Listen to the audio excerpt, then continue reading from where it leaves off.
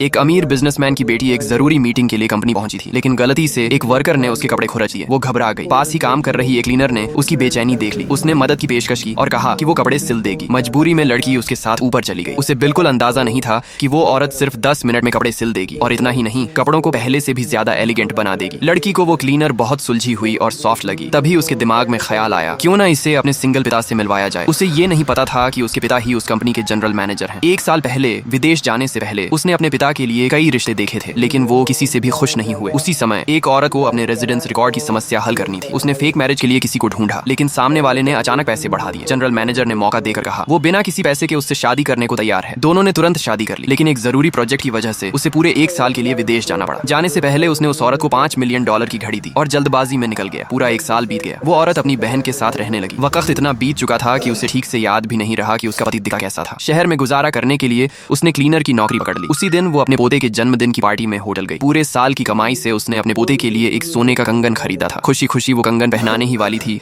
कि अचानक एक लड़की ने उसे धक्का दे दिया। उस लड़की को लगा कि क्लीनर के हाथ गंदे होते हैं। उसने सख्ती से चेतावनी दी कि अपने बेटे के पास मत आना। औरत ने दुखी होकर कहा कि वो सिर्फ अपने पोते को तोहफा देना चाहती है। ये सुनकर लड़की और हैरान हो गई। उसका मानना था कि एक क्लीनर सोना खरीद ही नहीं सकती। उसने शक किया कि कंगन चोरी का है। उसने जबरदस्ती उसका बैग चेक करने की जिद पकड़ ली। हैरानी की बात यह थी कि उसका बेटा भी उसकी मदद के लिए आगे नहीं आया। अगले ही पल लड़की ने बैग का सारा सामान जमीन पर फेंक दिया। उसी में वो महंगी घड़ी भी गिर पड़ी जो जनरल मैनेजर ने दी थी। लड़की ने घड़ी उठाई और आरोप लगाया कि ये भी चोरी की है, लेकिन होटल मैनेजर ने जैसे ही घड़ी देखी वो चौंक गया। उसे याद था ये घड़ी सिर्फ जनरल मैनेजर के पास होती है। उसने तुरंत किसी को भेजकर ये खबर वहां तक पहुंचाई। जैसे ही जनरल मैनेजर को बताया गया, उसने मीटिंग वहीं खत्म की और बिना समय गंवाए होटल की तरफ रवाना हो गया। शेयर करिए और कमेंट करिए भाई, ज़्यादा से ज़्यादा वीडियो को शेयर करें।